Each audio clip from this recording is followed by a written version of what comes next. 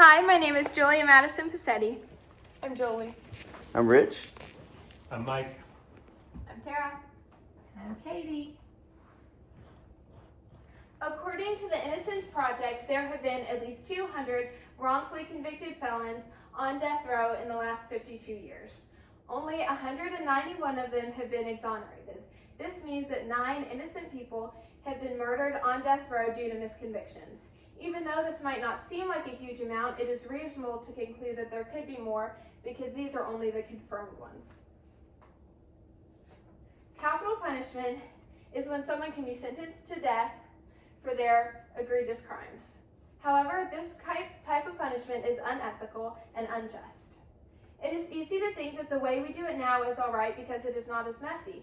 We do not pit people against each other to fight to the death for our own enjoyment like the Romans did with the gladiators. We do not burn people at the stake because we think they might be witches like the people did in Salem. And we do not chop off people's heads with guillotines and stand around and watch. But since we don't use any of these obviously gruesome methods anymore, it doesn't mean that our ways are any less barbaric. As of now, 27 states still allow the death penalty in America. I am very prepared to give this speech. I have researched articles and listened to podcasts, and I've also learned about this topic throughout my history classes and most recently in my forensics class. This being said, I'm very ready for the speech. Today we're going to talk about the history of capital punishment, the benefits of it, and all of the consequences. By the end of the speech, it will be clear to you all that capital punishment is unethical. To begin, we're going to go over the history of capital punishment in the United States. The death penalty has been used throughout history as a way to brutally torture an individual for their perceived wrongdoings, and it has been a part of the United States since the colonizers came from England.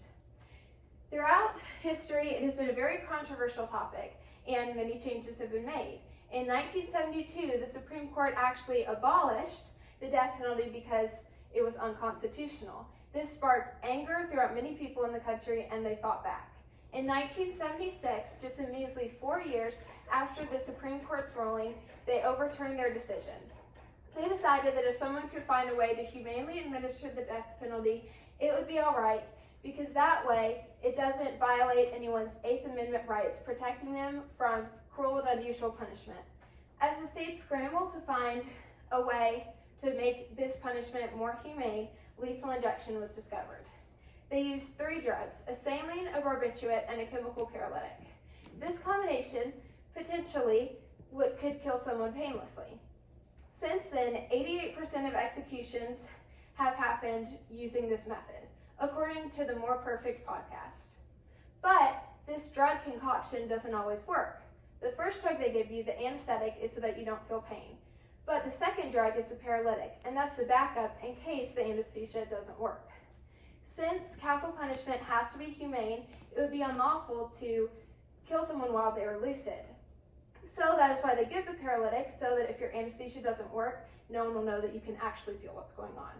And the third drug that kills you has been described as feeling as though you're being burned alive. And if the anesthetic fails, no one will know that you are feeling every inch of the acid as it slowly and painfully stops your heart, giving you a torturous and terrible death, but no one would know that you ever felt a thing. Even though the history of this punishment is horrific, there are reasons why people support it. So now we have to discuss the positives of the death penalty so that you can truly understand your stance on the subject.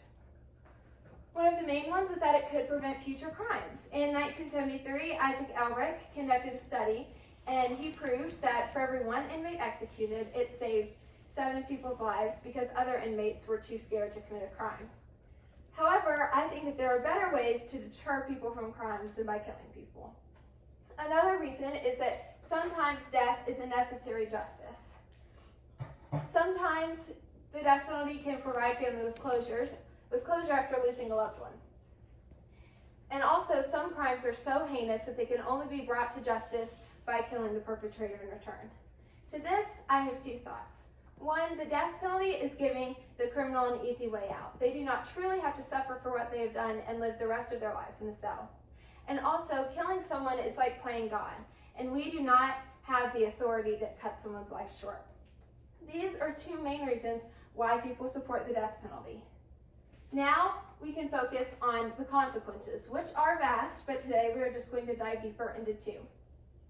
One of the main ones is all of the wrongful convictions. As I previously stated, there have been at least 200 wrongfully convicted felons on death row. And the death penalty is irreversible. If you kill someone on death row and then is later found they're innocent, there is no way to go back and change what you have done. It is also economically unjust. Someone who has life without parole is actually less expensive than a death penalty inmate. A death penalty inmate costs about $1.12 million more than a regular inmate, which means that a lot of taxpayer money is being used to fund capital punishment, whereas if someone was just given a life sentence, it would be a lot less expensive. These are two major reasons why I disagree with the death penalty. Overall, the history of capital punishment, the reasons why people support it and disagree with it, prove that it is unethical and unjust. After all, I plead with you to realize the unlawfulness of the death penalty. There is no humane death penalty, there is no justifiable murder, and if you support that, then you are no better than the people sitting in the Coliseum, idly standing by watching people die. And here am I. We're excited. Thank you, everyone. Hey, good job.